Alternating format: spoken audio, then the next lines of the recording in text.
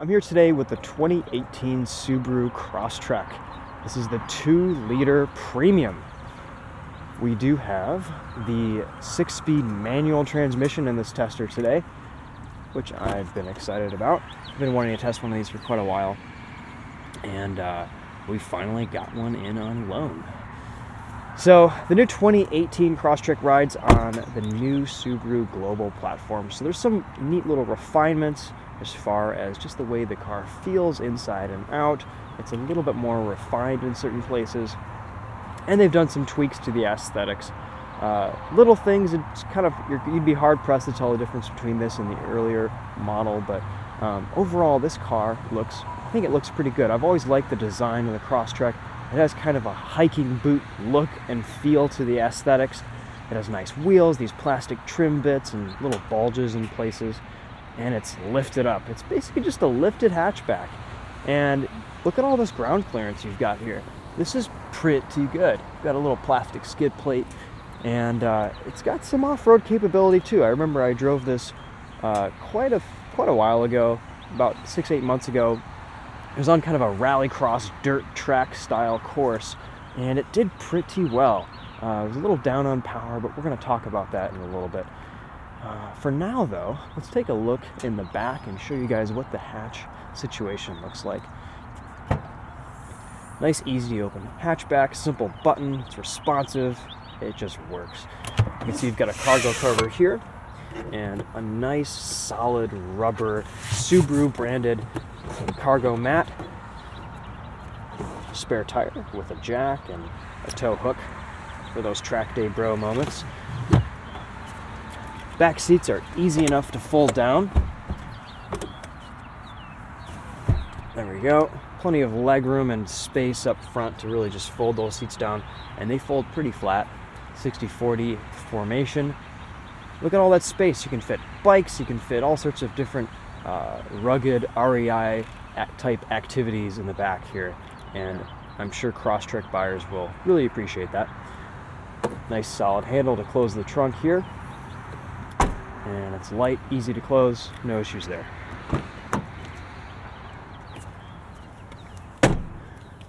Seats are light, easy to work around. Great ingress, egress into the back seat. You do have a lot of nice headroom, and the door has a good solid close to it. We've got a little bit of leg room in the back here, but pretty sparse with amenities. Nothing here, no places to charge your phone or put a cup really. There's kind of there's no center area here either. The back seats, I haven't spent a lot of time back here, but the back seats don't seem terribly comfortable to me. The way the lumbar is set up is kind of strange, but maybe on a longer journey it would be okay. One thing I do like is the orange stitching throughout the cabin, and I do love the design on these seats, just the way the cloth is. Everything feels nice. It's just a kind of a softer, really, it feels like it's going to be a durable cloth seat over the long haul, and the design and the aesthetic really suits this car, and I think it's kind of a cool thing. I've always been a fan of cloth seats. They can basically, if you take good care of them, they can look new after years of use, and I like that. And they also keep you in just a little bit more than the leather alternative. As you can see here, some faux carbon fiber throughout with this kind of plastic weave checkered pattern. Not a big fan of that. I wish manufacturers would stop doing that, but you know, they could even like match this look, which would be kind of cool on the inside, but such is the way of interior design these days. So anyway, guys, let's take this thing for a drive, but first I just want to show you under the hood. We'll start off this 2-liter boxer engine.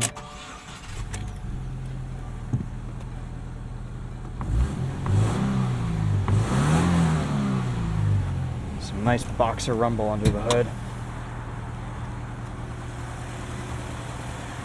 Not a ton of power from this unit, only 152 horsepower, 145 pound-feet of torque.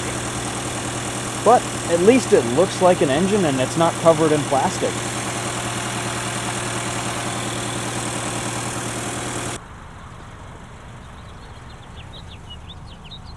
Nice looking interior. Your front windows are auto up and down. rears, you just have to hold on to them. You've got great visibility, nice large mirrors. Everything is just comes right to hand. The ergonomics in this car are really great because they're simple. Climate control is just a straight up button and knob. Really nothing fancy there. You've got heated seat controls. Everything has just kind of a nice, solid feel to it. I feel like it's going to last. The materials, everything's plastic and rubberized, and but they feel solid and well made, and they'll kind of stand the test of time. There isn't really a lot of surfaces in here that I feel will wear poorly over the long run, except for maybe this kind of polished plastic on the radio surround. But so far, over 6,000 miles of journalists photographing and polishing it, it doesn't have a single scratch on it, so it's probably going to be okay. I love, like I said earlier, the orange stitching on the wheel looks fantastic. One complaint I do have was when I first got this car, I felt like the handle for the center console should be right here, so I kept reaching here, but you just have to kind of learn that it's back a little bit. Decent amount of space in there. I've got my phone in there right now. You've got a USB port, aux port, and a little charger. Some cup holders here, and a little place to put some stuff up here. No sunglasses holder, decent size glove box, and you've got a cup holder right there. All right, let's take this for a drive. So starting off, we've got a reverse camera. Reverse is down and to the right. You have some lines that turn with the steering wheel. It's a little bit small with that screen, but you can definitely see what you need to. Luckily, you also have really nice visibility out of the back if you just look over your shoulder.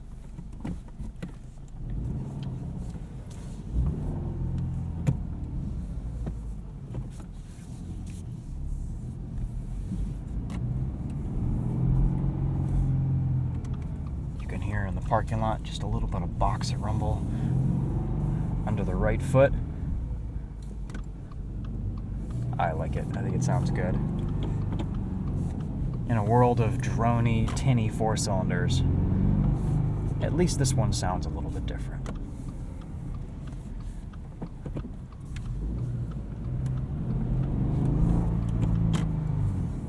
So let's talk a little bit about this engine's characteristics, acceleration. One thing I've noticed with the Crosstrek is that initial tip into the throttle, it gives you quite a bit of acceleration initially, and then nothing after that. So, well, not nothing, but very, very little acceleration after that. So it's kind of think of it as like a weighted curve for the throttle, where it's not quite linear, but I think Subaru did that to make this car feel just a little bit quicker and sportier. It's almost like a sport mode or sport button in a lot of other vehicles, but in this, it's just kind of the standard throttle profile. So it's nice because it gives you a little bit more power and go from the start. But if you really, really need some power out of this thing, you have to rev the nuts off of it.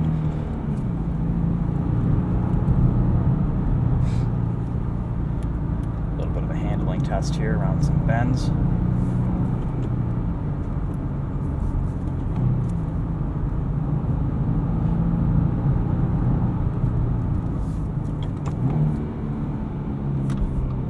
Pretty easy enough to rev match downshift. The pedals are well placed for such shenanigans. Shifter feel is okay. It's a little bit kind of between notchy and clunky. As you can hear, it makes a little bit of noise between gears. It looks good though. This is kind of styled after the BRZ STI shifter. It's not as short of a unit, but it's definitely a little bit more engaging and sporty than the 5-speed that I drove in the Impreza a few weeks ago. One complaint I did have when I first got this car was Subaru seems to kind of struggle a little bit with this, and maybe the fact that their cars are all-wheel drive enhances this, but I find it a little bit difficult to drive these 6-speeds smoothly. And part of that is due to the fact that there's very little, if any, clutch feel.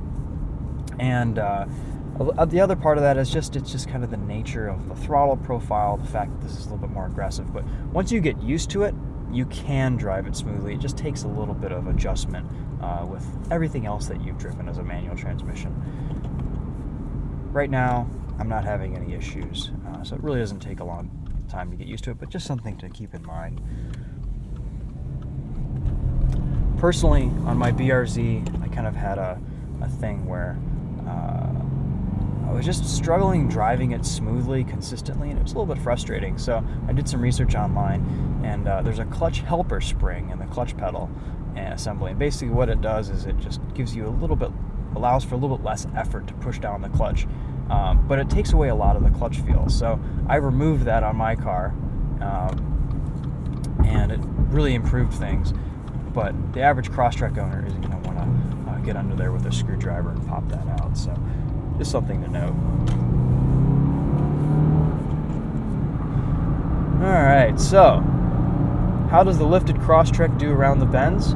Well, today it's a little bit greasy out, so we don't have a ton of grip from these tires, but it does pretty well. With how softly this car is sprung, it really does have a pretty decent amount of cornering grip, and the handling characteristics are very safe and easy. You have a decent amount of steering feel. You can feel what the front tires are doing, and it's pretty nice on the highway too. You can hear a little bit of engine noise, a little bit of wind noise, but overall, 70 miles an hour, it's not too bad.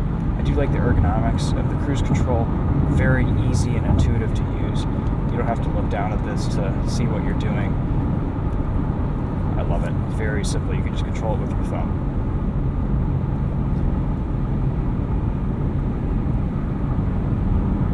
Let's talk about ride quality. So the Crosstrek rides really quite well. It's one of my favorite things about this car. It kind of rides how it looks, which I think is cool. So you feel like you're up a little bit higher, because you are, and the suspension is just a little bit softer and more supple. It kind of it's very soft and not floaty, but it's very almost just smooth and very supple over bumps. There isn't a lot of intrusion into the cabin. There's not a lot of NVH over road imperfections. It's kind of a quiet, relaxing ride, and you don't really notice a lot of larger potholes or larger undulations in the road as you would in some other cars. It has pretty good ride quality manners, and I appreciate that. Subaru, I think, has gone to some lengths to really soften up the suspension in this car without sacrificing handling and grip, and it really shows. And it's a very, very nice suspension and ride. Let's give you a little bit of a pull here to redline. So once you get past 5,000 RPM, it does pull. It's got some decent acceleration, but under that, really nobody's home. You know, this Crosstrek is kind of going to be, it kind of has the character of not being in a rush, and as a result, you can't really be in a rush, which at most times is just fine. It's going to be fuel efficient. It's going to reward you with good gas mileage on the highway and decent mileage through the city and combined routes. But really, if you're going to want to hustle this thing or make a pass, you're really going to have to do some work and shift down into third on the highway, or really kind of rev this thing out to get some power out of it. The gearing is pretty tall. I assume that's done in the name of fuel economy, but second gear tops out at like 60 miles an hour, and on the highway you can actually downshift into third and pass someone and it's 70. So that's good, but just be aware that with a pretty low power engine, you also have tall gearing to combat with, and there really isn't a whole lot you can do with these cars in the power department. That said, though, for the daily commute, it's not too slow. The power is definitely adequate. You can live with it. Just know that it's not gonna knock your socks off, as I say.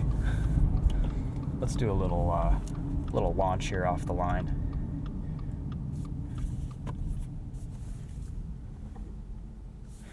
And of course, as always, Subaru's all-wheel drive systems are really good. Shouldn't have any trouble in the snow.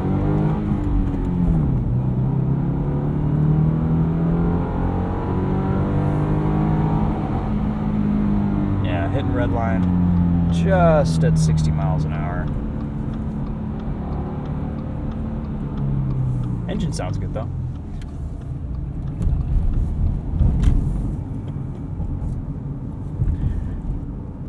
Alright, so how do we sum up the Crosstrek?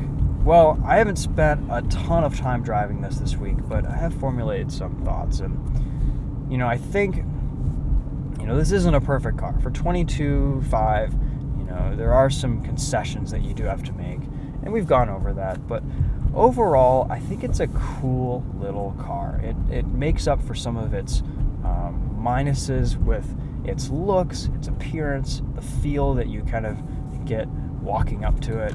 It's cool. Subaru's been selling the heck out of these things the last few years, and I think they really hit the nail on the head with marketing this vehicle, and just kind of accidentally fell into a group of younger buyers that really appreciate this type of aesthetic and lifestyle and kind of what this car represents. So I think there's definitely some just curb appeal to the Crosstrek that can't really be quantified. And it feels cool. It's nice. It rides really well with the way the roads are these days in the United States. That's really something to be appreciated. It has nice enough handling characteristics. It's very practical. Everything in here is really simple and easy to get to and use, and the ergonomics are really well laid out. Practically on a daily basis, this would be a very easy car to live with. I'm not 100% in love with a manual transmission on this, but personally, as a driver and a kind of a save the manuals type guy, I do appreciate it. And if I were to swing for a Crosstrek, I'd definitely get the manual transmission over the CVT. It just kind of depends on what you're comfortable with and your level of involvement is going to be in the daily driving process. If you live in an area with a bunch of traffic and stop and go, would not get the manual. This is a little bit of a rough transmission. It does take some work and effort to drive it, just because maybe more so than other cars, just because you do have to concentrate a little bit more on matching your downshifts and driving smoothly. But at the same time, it can be also a little bit more rewarding because of that. So that's up to you. I'm going to say the manual is fine. It's not bad. It's not amazing either. But it's definitely a worthwhile transmission to consider. I would definitely drive both if you're kind of up in the air. So I definitely like the looks of everything. The aesthetics in the interior are fantastic, except for this carbon fiber fakeness. But otherwise, this car it looks cool, and I like that Subaru's kind of offering them in some fun colors as well. Yeah, it's got a key.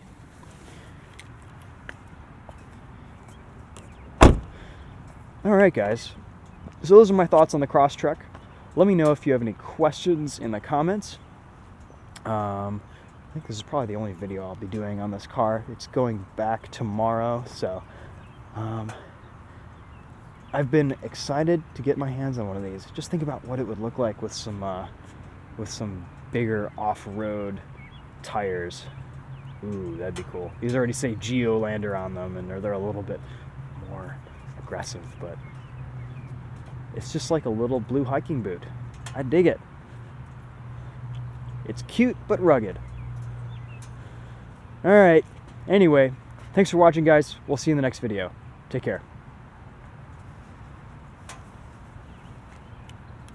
It's a massive worm in the middle of a parking lot.